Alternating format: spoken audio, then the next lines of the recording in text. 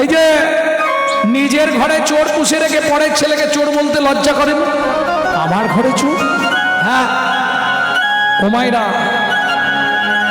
যেই চোর সবাই কাঁঠাল পড়ে যেতেই চোর চোর আওয়াজ করেছিল, জগন্নাথ একবারে এক ঠেলা মেরে কাঁধ থেকে পা দুটো সরিয়ে দিয়ে দৌড়।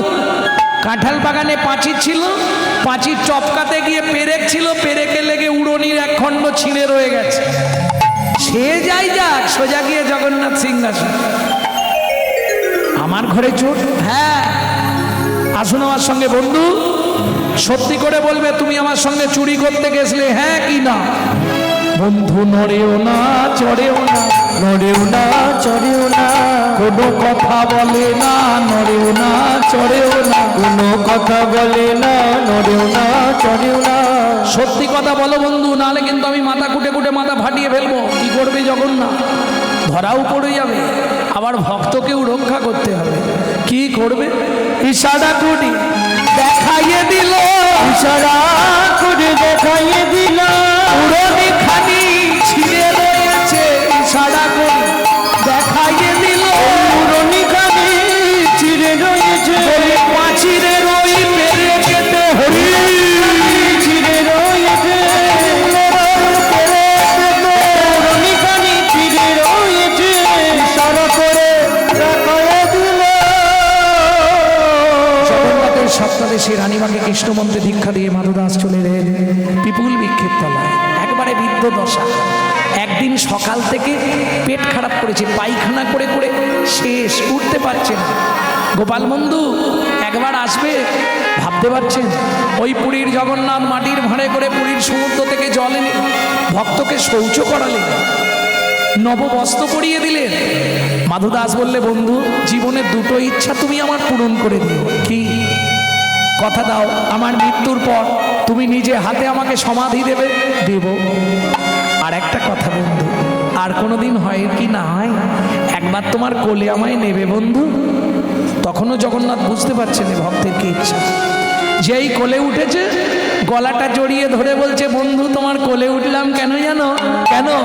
এবার সময় হলো, নিয়ে চলো ভব সিন্ধুর কুলে, এবার সময় হলো, বন্ধু নিয়ে চলো ওই ভব সিন্ধু কুলে। তুমি জল বসো, আমি যাবো কি আসবো। এইবার নাম শুরু করলো, কাউকে তো চাইবে না, ও নাম করে করে চলে যাবে।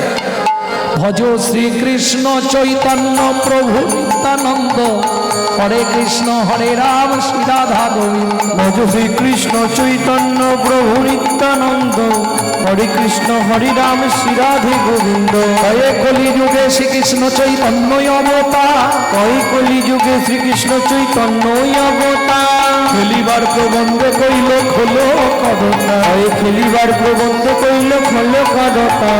গড়াগড়ি দেন প্রভু নিজ সংকীর্তনে, গড়াগড়ি দেন প্রভু নিজ সংকীর্তনে। ঘরে ঘরে হরিনাম বিলায় সর্বজন, ঘরে ঘরে ঘরে হরিনাম বিলায় সর্বজনে। উচ্চ ঈশ্বরে কাঁধে প্রভু জীবের লাগিয়া, উচ্চ ঈশ্বরে কাঁধে প্রভু জীবের লাগিয়া। চেতন পরাণ জীবে কৃষ্ণ নাম দিয়া, চেতন পরাণ জীবে কৃষ্ণ নাম দিয়া। 3 ঘর হয়ে গেছে, আর 2 ঘর যাব, গেলেই হয়ে যাবে। আকাশটাও সেজে গেছে, মাঝে মাঝে বিদ্যুৎও চমকাচ্ছে, মনে হয় এক্ষুনি ঢালবে। দাঁড়া বাবা, আর 2 ঘর, আর 2, বলতে বলতেই এবার সেজেছে। আর 2টো ঘরে খালি যাব। উচ্চ ঈশ্বরে কাঁধে প্রভু জীবের লাগিয়া, বাবা ঈশ্বরে কাঁধে প্রভু জীবের লাগিয়া। চেতন করান জীবে কৃষ্ণ নাম দিয়া, চেতন করান জীবে কৃষ্ণ নাম দিয়া, চেতন করান জীবে কৃষ্ণ নাম দিয়া। যাক 5 ঘর যে যা দিয়েছে দিয়েছে, পরে ঘরে গিয়ে দেখে নেবো বাবা। দৌড় দিই জোর করে, নালে এক্ষুনি ভিজে যাব। এ মনে হয় এক্ষুনি ঢালবে। হরি হরি। ওই যে ছুটতে শুরু করলো হাতে পুটলি নিয়ে, ঠিক মাঝ রাস্তায় এসছে, কর কর করাত করে বাচ্চা ঘাট করে গেল। চিৎকার করে উঠল,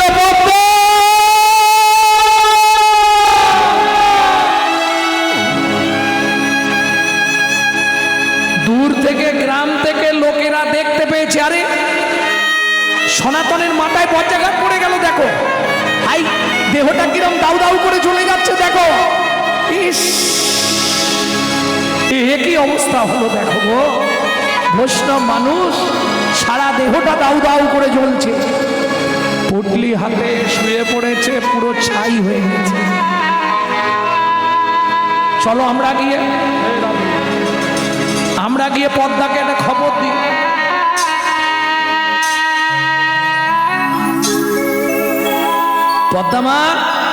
পদ্মা বাড়িতে আছো? আছি জ্যাঠামশাই। ও আপনারা এসছেন, ও তো ভিক্ষায় গেছে, এসেই যাবে, বসুন। বলবে কি করে, কথাটা বলতে পারা যায়? তার স্ত্রী বলছে স্বামী ভিক্ষায় গেছে, আপনারা বসুন, এই দুর্যোগ থেমেছে তো এবার এসে যাবে। পদ্মা তোমার উনানে ওটা কি ফুটছে? ওই যে আমাকে বললো জল ফোটাও, আমি এই 5 ঘর থেকে মেঘে আনছি, আর তার মধ্যেই দুর্যোগ আরম্ভ হয়ে গেল, এইবার এসে যাবে। পদ্মা বলুন, উনান থেকে হাঁড়ির জলটা নাবিয়ে দাও। কেন জ্যাঠামশাই? আগে নাবিয়ে দাও, আমি যা বলছি শোনো। কিছু কি হয়েছে বলুন না, আপনারা কিছু বলছেন না কেন? সবাই চুপ কেন? কিছু হয়েছে আমার স্বামী? পদ্মা যা বলি তাই শোনো না। উনান থেকে জলের হাঁড়িটা নাবিয়ে দাও নিচে। ফিরবে নয়া মনের মানুষ কোনো দিনও ঘরে ফিরে আসবে নয়া মনের মানুষ কোনো দিনও ঘরে। ও গো বিধি তারে নিয়ে নিয়েছে, ও গো বিধি তারে কেড়ে নিয়েছে, চিরদিনের তরে ফিরে আসবে নয়া মনের মানুষ কোনো দিনও ঘরে। জ্যাঠামশাই, আপনারা হেয়ালি না করে খুলে বলুন তো কি হয়েছে? সনাতন তোমাকে জল বসাতে বলে ভিক্ষায় গেছিল, কি হয়েছে দেখবে চলো। রাস্তার মাঝখানে বজ্রাঘাত পড়ে গেছে মাথায়, রুদ্ধশ্বাসে ছুটলেন পদ্মাবতী। ওই 4 বছরের ছেলের হাত পা ধরে দিয়ে ছুটতে ছুটতে এসে আছাড় খেয়ে পড়ল স্বামীর মৃতদেহের ওপর।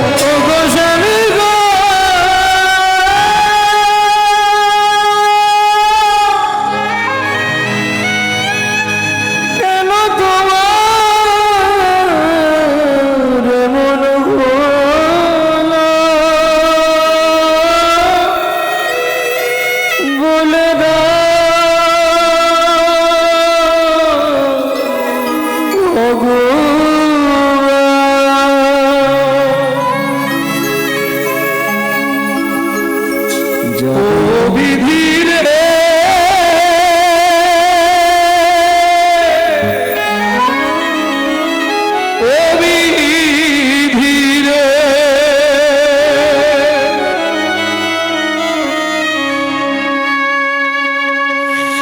সুখ যদি দিলে বিধি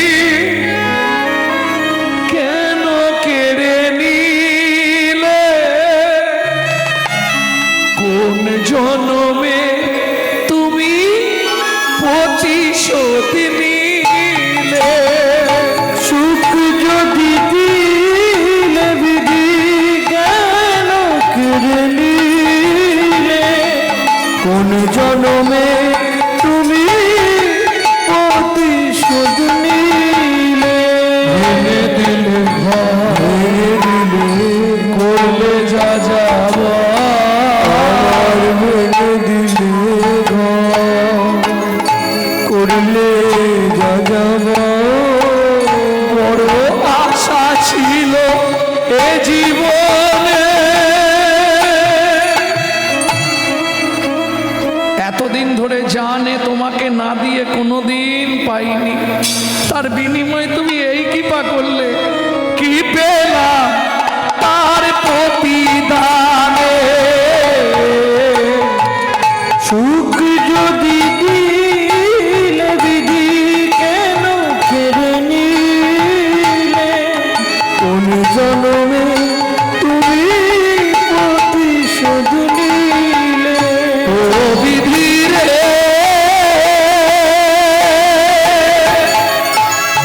ও বিধি রে।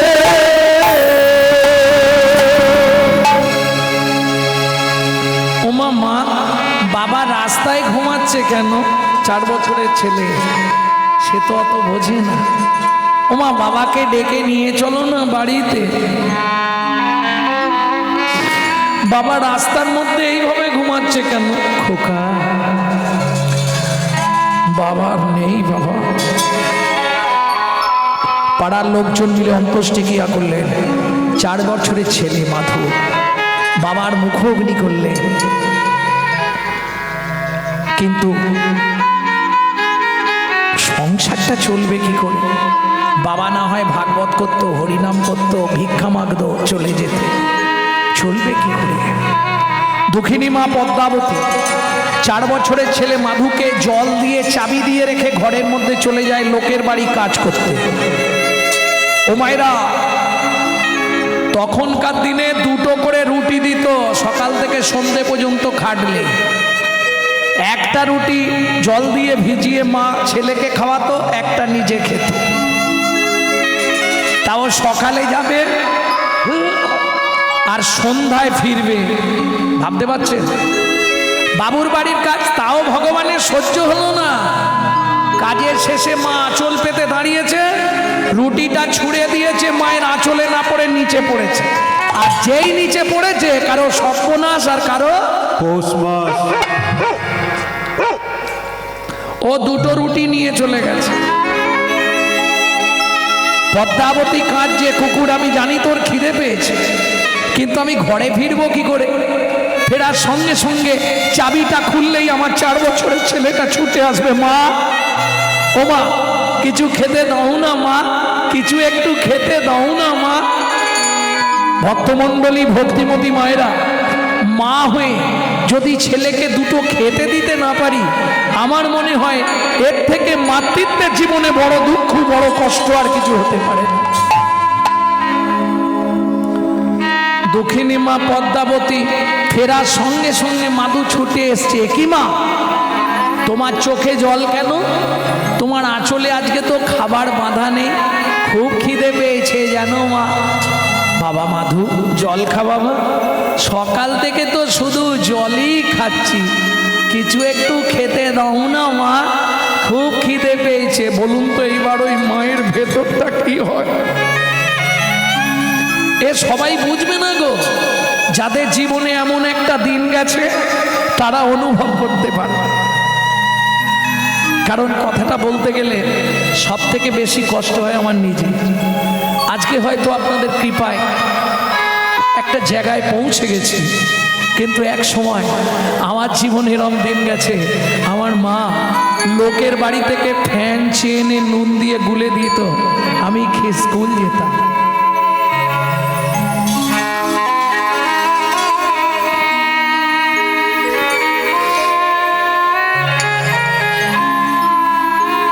মাধু, একটু অপেক্ষা কর, পাড়ায় যাই, একটু খাবার কারো থেকে চেয়ে আনি। বাবা, যাও না মা, খুব খিদে পেয়েছে, একটু কিছু চেয়ে আনো না। ছোট্ট বাটি হাতে মা পাড়ায় গেল, যারই দরজার সামনে যায় সেই দরজাটা বন্ধ করে দেয়। একটু কিছু খাবার দাও না, খাবার নেই। আচ্ছা, তোমাদের ভাতের মার নেই, ফ্যান নেই? ও মা, সে তো গরুকে দিয়ে দিয়েছে। আমার ছেলেটা খুব কাঁদছে জানো, খিদের জ্বালায়, কেউ দিল না। সারা পাড়ার কোনো মানুষটা এতটুকু খাবার দিয়ে বললো না তোমার ছেলেটাকে খাইয়ে দাও। দুঃখিনী মা পদ্মাবতী ওই খালি বাটিটা হাতে নিয়ে বাড়ি ফিরে আসছে। মনে মনে প্রতিজ্ঞা করলো, কি হবে? মাতৃত্বের অহংকার, মা হয়ে যদি একটা ছেলেকে দুটো খেতে দিতে না পারবো, আমার মতো মায়ের বেঁচে থাকার থেকে মরে যাওয়া ভালো। আজকে রাতে ছলে বলে কলে কৌশলে মাধুকে ঘুম পাড়িয়ে দিয়ে আমি গঙ্গার জলে প্রাণ বিসর্জন দেব। কেন? আমি বেঁচে থাকলে কেউ খাবার দেবে না। পাড়ার লোক সবাই যখন শুনবে ছেলেটার মা মরে গেছে, তখন দেখবে সবাই খাবার দেবে। ফিরে আসছে মা খালি বাটি হাতে। মাধু ছুটে এসছে, ও মা খাবার এনেছো? মা, ও মা খাবার এনেছো? দাও না মা, কিছু একটু খেতে দাও। শুধু খাই আর খাই, মরতে পারিস না? খুব খিদে পেয়েছে মা। আয় ভাই, আমার কোলে আয় মাধু, আয়। আমি মাথায় হাত বুলিয়ে দিই, তুই একটু জল খা, খেয়ে ঘুমিয়ে যাব। সকালে অনেক খাবার পাবি। মা জানে সকালে তো আমি থাকবো না, আর আমাকে বলতেও পারবি না মা খেতে দাও। মাধু ঘুমিয়ে যাবা, খাবার পাবি, সকালবেলা অনেক খাবার পাবি, ঘুমা। আহা, খিদে জ্বালায় মাধু মায়ের শাড়ির আঁচলটা দাঁতের মধ্যে চিপাতে চিপাতে কখন ঘুমিয়ে পড়েছে।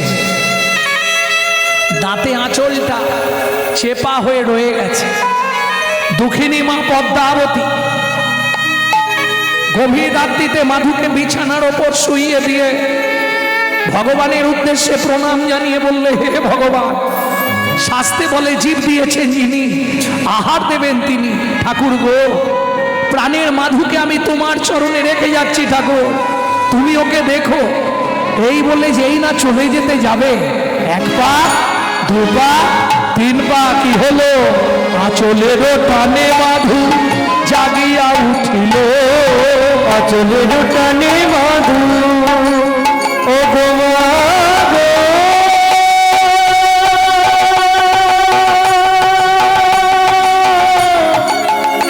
যেও না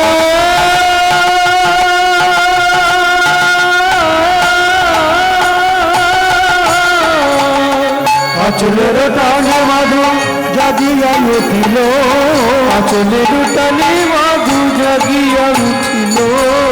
মা, আমায় ফেলে যেও না মা, কাঁদিতে লাগিল। আমায় ফেলে যেও না মা, কাঁদিতে লাগিল। মাগো আমি কি তোমার এতই বোঝা? মাগো আমি কি তোমার এতই বোঝা? আর খাবার চাইবো না মা, আমি কি তোমার এতই বোঝা? চাইব না মা, আমায় ফেলে খাবার চাইব না মা, ফেলে যেও না মা, খাবার চাইব না মা। মাগো আমি কি তোমার এতই বোঝা? ও মা, খিদের জ্বালা সহ্য করতে না পারি মরে যাব সেও ভালো, তবু কোনোদিন তোমার কাছে আর খাবার চাইবো না মা। তুমি আমাকে ফেলে যেও না মা। ছোটবেলায় বাবা মরে গেছে, তুমি যদি চলে যাও বলো না মা, আমি কার কাছে থাকবো? ছুটে গিয়ে পদ্মাবতী মাধুকে বুকের মধ্যে জড়িয়ে ধরল। মাধু, তোকে ফেলে আর কোনোদিন যাব না বাবা। ছোট্ট মাধু, 4 বছরের মাধু মায়ের চোখের জলটা মুছিয়ে দিয়ে বলে, মা তুমি কাঁদবে না। তুমি কাঁদবে কেন? আমি তো আছি, কাল থেকে আমি সংসার চালাবো। মৃদু হেসে মা বলে, হ্যাঁ রে মাধু, কি করে চালাবি? কালকে সকালবেলা তুমি আমার সঙ্গে বেরোবে, আমি যা করার করে সংসার ঠিক চালিয়ে নেব। কি করে? একটা ভাঙা বাটি হাতে নিয়েছে, মায়ের হাতে ধরিয়ে দিয়েছে, আর মায়ের হাতটা ধরে ধরে মাধু যাচ্ছে। কোথায়? হাটে বাজারে পথে ঘাটে যাকেই দেখতে পায় তার কাছেই হাত পাতে। চোখের জলে বুক ভেসে যায়, মুখের দিকে চাই একটি পয়সা দাও ও বাবু গো, একটি পয়সা দাও বাবু গো একটি পয়সা দাও, বাবু গো একটি পয়সা দাও। চোখের জলে মুখ বসে যা, মুখের দিকে চাও একটি পয়সা দাও, বাবু গো একটি পয়সা দাও, বাবু গো একটি পয়সা দাও, বাবু গো একটি পয়সা দাও। গৃহেতে গোবিন্দ সেবা বদন তুলে গৃহেতে গোবিন্দ সেবা, মুখের দিকে চাও। গৃহেতে গোবিন্দ সেবা মুখের দিকে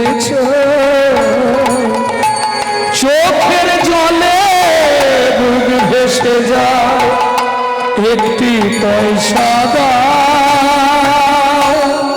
চোখের জলে বুক ভেসে যায় একটি পয়সা দাও, একটি পয়সা দাও ও বাবু গো একটি পয়সা দাও, বাবু গো একটি পয়সা দাও, বাবু গো একটি পয়সা দাও। আরে উঠতে হবে না তোমাদের, বসো, শেষে দেবে। ভক্তমণ্ডলী ভক্তিমতী মায়েরা কি মজা দেখো, কি হলো জানে, যে ব্যাগ ভর্তি বাজার করে নিয়ে যাচ্ছিল ওই বাচ্চার মুখ দেখে, বাচ্চার চোখের জল দেখে ব্যাগ শুদ্ধ বাচ্চার হাতে দিয়ে চলে গেল। যে বস্তায় আলু নিয়ে যাচ্ছিল সে সব দিয়ে চলে গেল, এক বস্তা চাল ওর সামনে নামিয়ে দিয়ে চলে গেল। লোকজন করে সেগুলো বয়ে বাড়িতে নিয়ে এলো। একদিন ভিক্ষা করে যা ভিক্ষা পেয়েছে এখন আর 3 মাস বেরোতে হবে। একে বলে কৃপা। আগে পরীক্ষা হয়ে গেল, এবার নিরীক্ষা, এরপর সিদ্ধান্ত। সিদ্ধান্তে কি আসে দেখি। পরীক্ষা হলো, বাপকে কেড়ে নিল, ভিখারির হাল করে দিল, আবার দিচ্ছে, নিরীক্ষা শুরু। এরপর হবে সিদ্ধান্ত। দেখিতে দেখিতে মাধব, প্রত্যেকটা জিনিসের সাইড এফেক্ট আছে, যাকে বাংলায় বলা হয় পার্শ্ব প্রতিক্রিয়া। দীর্ঘদিন আপনি যদি ওই মাছ মাংস খান, আপনার চলাফেরা কথাবার্তা হবে আসুরিক ভাব, অসুরের মতো। আর আপনি যদি নিত্য গোবিন্দের প্রসাদ পান, আপনার চলাফেরা কথাবার্তা হবে দেবত্ব ভাব, দেবতার মতো। সাইড এফেক্ট, পার্শ্ব প্রতিক্রিয়া। যেমন দেখবেন যারা খুব ছোটবেলা থেকে স্মোক করে, কি বলে ওগুলোকে, বলো না, বিড়ি টিড়ি খায় না, ওদের ওই বুড়ো বয়সে কি একটা নিদেনের কাশি ধরে, ও জীবনে আর সারবে না মরার আগে পর্যন্ত।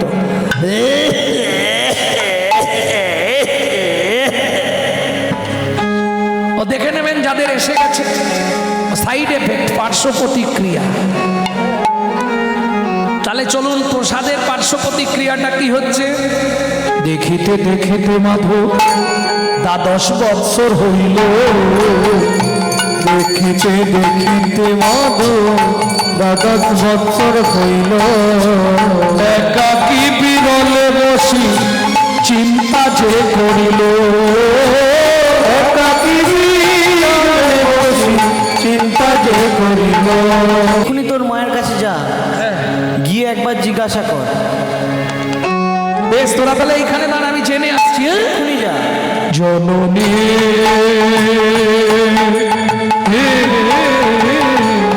বলো মা, ও মা, মা কি হয়েছে রে মাধু, সত্যি কথা বলবে মা। কি, কে ভাই আমি, কে ভাই আমার, একা একান্ত কে বয়ামি কে বয়ামা একান্ত কাঁদিয়া মায়ের দিয়া জিজ্ঞাসে কাঁদিয়া মায়ের দিয়া জিজ্ঞাসে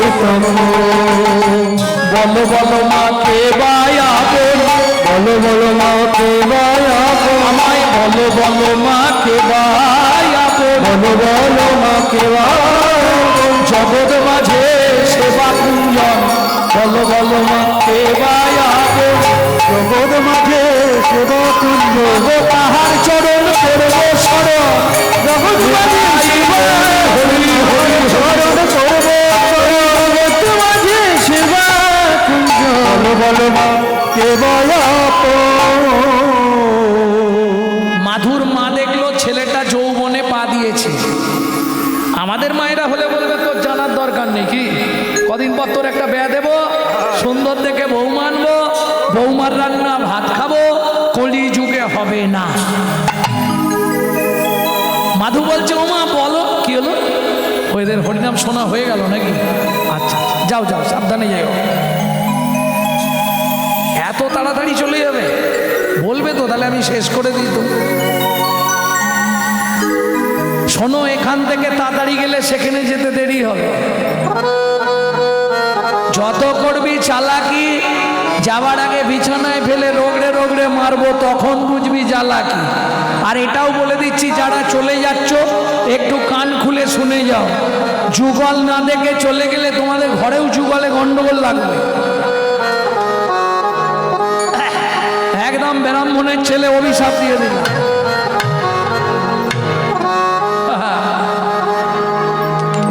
যা হবে হবে, যুগলে গন্ডগোল হয়ে যাবে কিন্তু, বলে দিলাম। ওমা মা বলুন আমাদের আপনজনকে, মা দেখলো ছেলের যৌবন, এখনই ওকে সত্যিটা বলে দিতে হবে। কেন? ও মায়েরা খুব মন দিয়ে শুনে নিন, যে মা পুত্র কন্যাকে ঈশ্বরাভিমুখী করতে পারে না, তেমন পিতামাতাকে ত্যাগ করা শাস্ত্রে বাঞ্ছনীয়, এতে কোনো পাপ হবে না। আপনার বাবা বা মা যদি কৃষ্ণ ভজনে বাধা দেয়, তাকে ত্যাগ করে দেন, এতে কোনো মহাপাপ নেই। আমি আপনাকে বলছি, কি দেখে বলছি, ভাগবতের একটি শ্লোক শুনিয়ে দিচ্ছি, শুনে নিন। পল্লাদেন পিতাংতত্রা মাতা চ ভরতেন হি বলিলাং আচার্যেন বিদুরেন সবান্ধো নারা রামার্তে হিত সর্জন মাতারাঞ্চ বিভীষণ গোপীপতি মঙ্গতত্রা গোবিন্দম শরণাম। পল্লাদ নিজ পিতা হিরণ্যকশিপুরকে পরিত্যাগ করেছিল। ভরত মাতা কৈকেয়ীকে ত্যাগ করেছিল।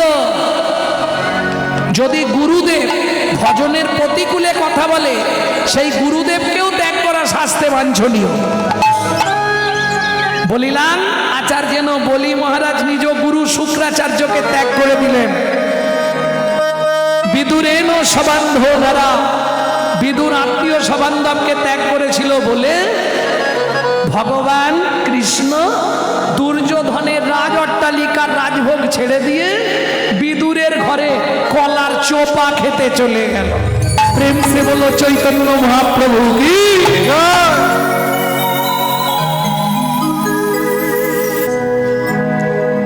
রামার্তে হিত সর্জন ভাতারাঞ্চা বিভীষণ, বিভীষণ নিজের ভাই রাবণকে পরিত্যাগ করে রামচরণে শরণাপন্ন হয়েছিলেন বলে তার কোথায় বাস হলো? গোলকে। গোপ গোপীপতি মাং তত্রা গোবিন্দম শরণাগত। পারবেন? নিজের ছেলে যখন যুদ্ধক্ষেত্রে এসেছে, বিভীষণকে রাম জিজ্ঞেস করছে, এই ছেলেটাকে চেনো? বাবা হয়ে বলছে, না আমি ওকে চিনিনি। কেন? পরে যখন রাম মেরে দিলেন, বিভীষণ কাঁদছে। রামচন্দ্র বললে, তুমি কাঁদলে কেন? বললে, প্রভু ওটা আমারই একমাত্র ছেলে তরণী। তরণী সেনপদ আমার খুব ছাড়া আছে, শুনবেন। তুমি আগে বললে না কেন?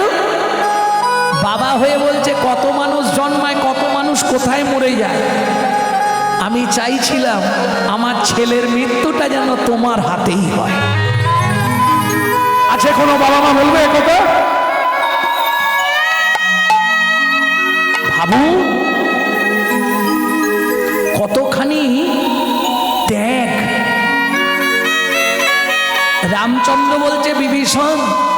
জীবনে সব আশা তো সবার পূরণ হয়নি, একটা আশা আমি পূরণ করব তোমাকে দিয়ে।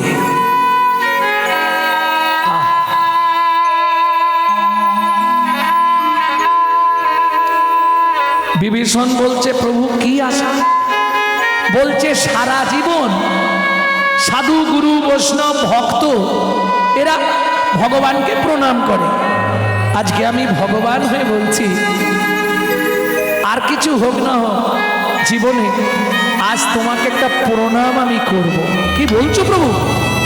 খুব ইচ্ছা হচ্ছে, সারা জীবন ভগবান রইলাম, ভক্তের ভক্তির নিশানা জানতে পারলাম না, তাই তুমি আজ আমায় উচিত শিক্ষা দিলে। আমি তোমাকে প্রণাম করে এই কামনা করব যেন পরজন্মে আমি ভক্ত হয়ে জন্মাতে পারি। তাহলে বুঝে নিয়ে গেল। মা দেখলো মাধু যৌবনে পা দিয়েছে। মাধু, আমাদের পৃথিবীতে একজন আপনজন, কে মা সে? শুনবি মাধু? ব্রজে ব্রজেন্দ্র নন্দ কৃষ্ণ স্বয়ং ভগবান। ব্রজে ব্রজেন্দ্র নন্দ কৃষ্ণ স্বয়ং ভগবান। কৃষ্ণ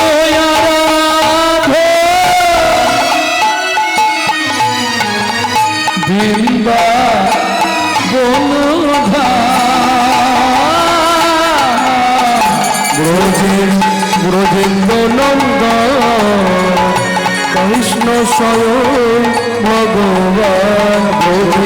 ব্রজেন্দ্র নন্দ কৃষ্ণ স্বয়ং ভগবান। আমার জননী জন্মভূমিষ্ঠ, জননী জন্মভূমিষ্ঠ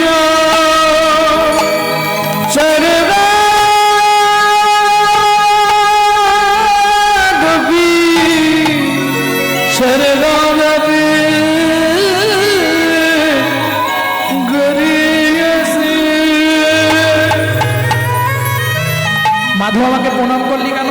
আশীর্বাদ করো মা। এই মুহূর্তে আমি চললাম। কোথায় যাবি ও মাধু? কোথায় যাবি তুই? কলিযুগে তিনি বর্তমান নীলাচলে। মায়ের চরণে প্রণাম করে মাধুদাস চলল কোথায়? নীলাচলে। আর কত দূর বলো হে ঠাকুর তোমার মধু শান্তি। আর কত দূর বলো হে ঠাকুর তোমার মধু শান্তি। রাধে সুনীল, ইউটিউব সুনীল, এই গানটা কিন্তু ছাড়বে না, এই গানটা কেটে রেখো, এই গানটা ছাড়বে না, কারণ এটা আমার খুব জীবনের শখের গান। এই গানটা বাইরে পাবেন না। এই গানটা আমার ঠাকুমা পুরো 100 বছর বয়স, যেদিন মারা যাবে তার 3 দিন আগে এই গানটা আমাকে শিখিয়ে গেছে।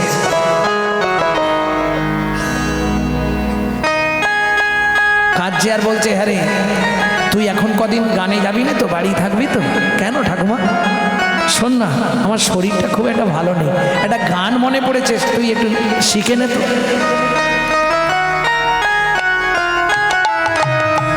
আর কত দূর বলো হে ঠাকুর তোমার মধুর শান্তি ধাম।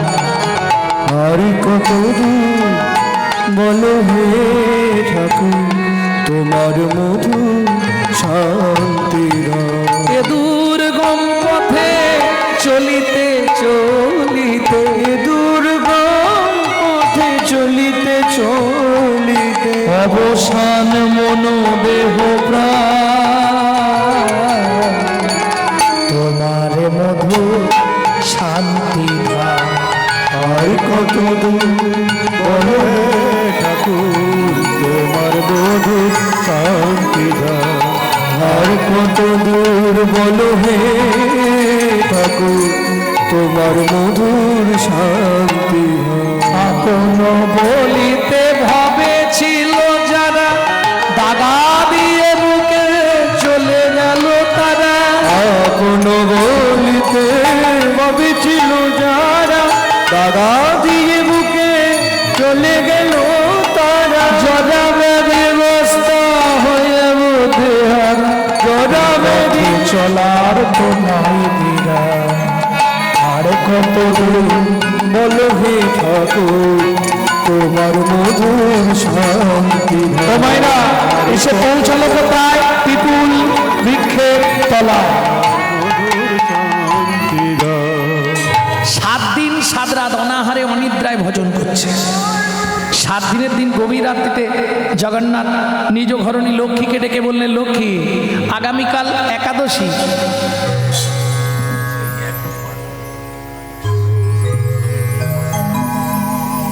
আগামীকাল একাদশী তুমি গিয়ে প্রসাদটা দিয়ে এসো, নালে ভক্ত না খেতে পেলে মারা যাবে। 7 দিন কিছু খায় না।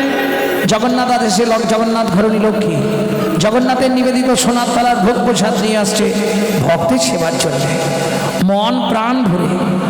এদিকে ভক্ত মাধু দাস আপন মনে গাইছে, মন অমন বল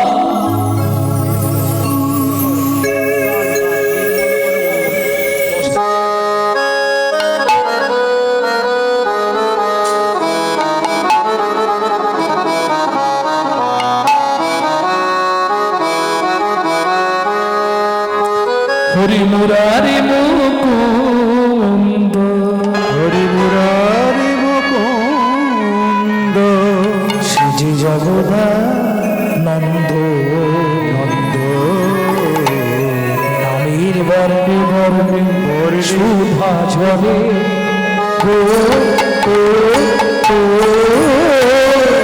হরি মুরারি মুকুন্দ জগদানন্দ নামের বর্ণে বর্ণে সুধা ঝরে ও মায়েরা, এই যে এত রাত অব্দি আপনারা বসে আছেন, আজ কিন্তু একটু ঠান্ডা ঠান্ডা ভাব আছে। কি লাভ হবে?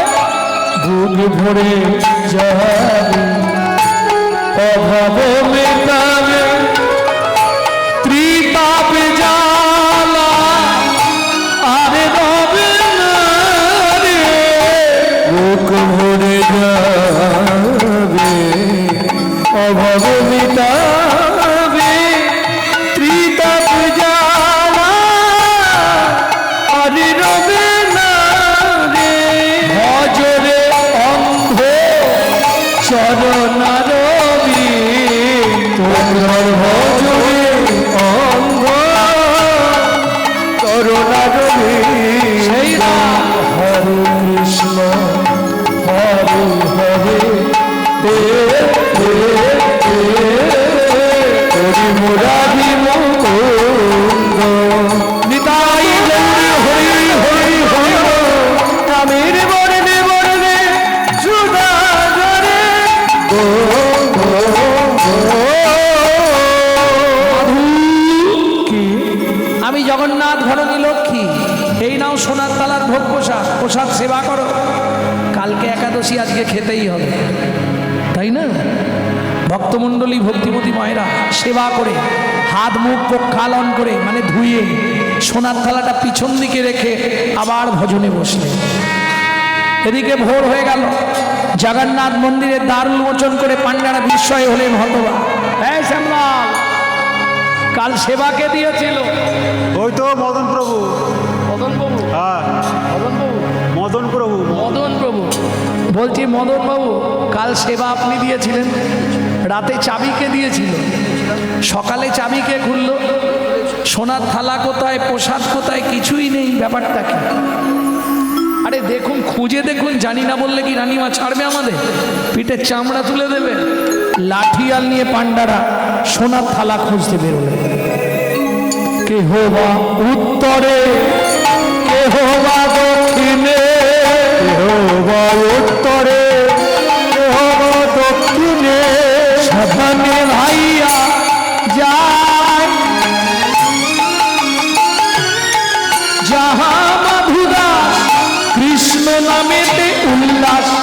তাহাতে মিলিল যায়। ওগো যাহা মাধুরা কৃষ্ণ নামেতে উল্লাস তাহাতে মিলিল যায়। সবাই ধীরে ধীরে দাঁড়ালো রে, সবাই ঘিরে ঘিরে দাঁড়ালো রে, সবাই ঘিরে ঘিরে দাঁড়ালো রে, সবাই ঘিরে ঘিরে দাঁড়ালো রে।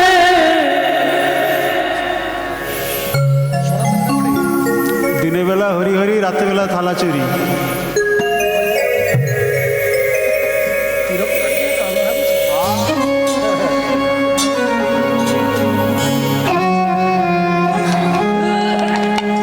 ও বাবাজি, বাবাজি হগেটি বড় খবরে না ভজন করেছি।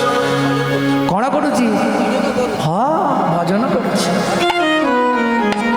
ঘরবাড়ি পুঁতি দেব, প্রভুর দামে চুরি করেছি কিটা? হ্যাঁ ভাই, ও এমনিতে হবে না, ওকে গুছিয়ে গাছের সঙ্গে বা সবাই মিলে ওকে চাবুক দিয়ে মারো, সবাই মিলে চোরে চোরে বলি সবে করে রে প্রাঘা, চোরে চোরে বলি সবে জগন্নাথ আমি তো চোর নই, তবু তো ইউনাই আমায় মানে।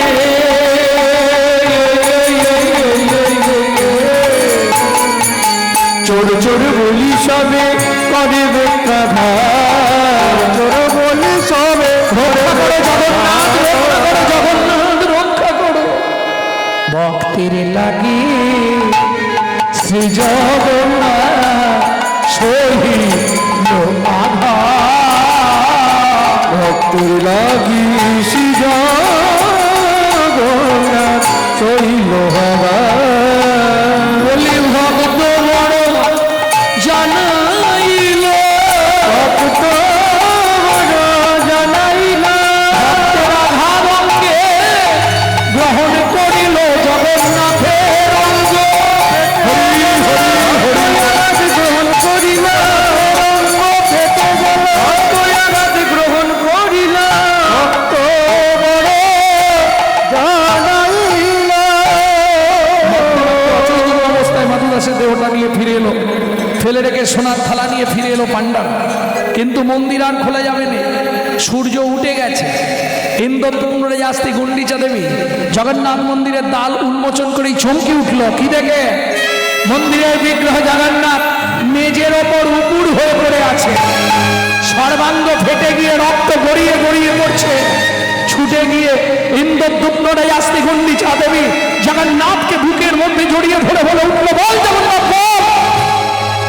কিন্তু সর্বাঙ্গে এমন করে আঘাত করেছে যে অঙ্গে তুলসী চন্দন দিতে কর কেটে যায়, সেই অঙ্গে এমন করে চাবুকের আঘাত। দৈববাণী হলো, রানীমা আমায় কেউ মারেনি মা, তোমার পাণ্ডারা বিনা দোষে বিনা অপরাধে আমার এক ভক্তকে নির্দয়ভাবে প্রহার করছিল। ভক্ত সহ্য করতে না পেরে আমাকে ডাক দিল, আমি যে ভক্তাধীন, ভক্তের অঙ্গে প্রবেশ করে ভক্তের অঙ্গের আঘাত আমি গ্রহণ করেছি। শোনো রানীমা, আমার সেই ভক্ত পড়ে আছে পিপুল বৃক্ষের তলায়, হয় তাকে আমার পক্ষে ফিরিয়ে দাও, না হলে আমাকে নীলাচল থেকে বিদায় দিয়ে দাও। ইন্দ্রদ্যুম্নরায় আসতে গুন্ডিচা দেবী ছুটতে ছুটতে চললেন। কে মাধু, কোথায় মাধু, কোথায় মাধু, বলো না আমারে, বলো না আমারে। এদিকে মাধুদাস চেতন পেয়ে আস্তে আস্তে উঠে বসে বলে, হে জগন্নাথ, কে বলে তোমার করুণা নেই? নিজেই প্রসাদ পাঠালে, নিজেই চোর সাজালে, নিজেই মার খাওয়ালে, তোমার ধামে আর থাকবো না। এই মুহূর্তে আমি চললাম মধুময় শ্রীধাম বৃন্দাবন।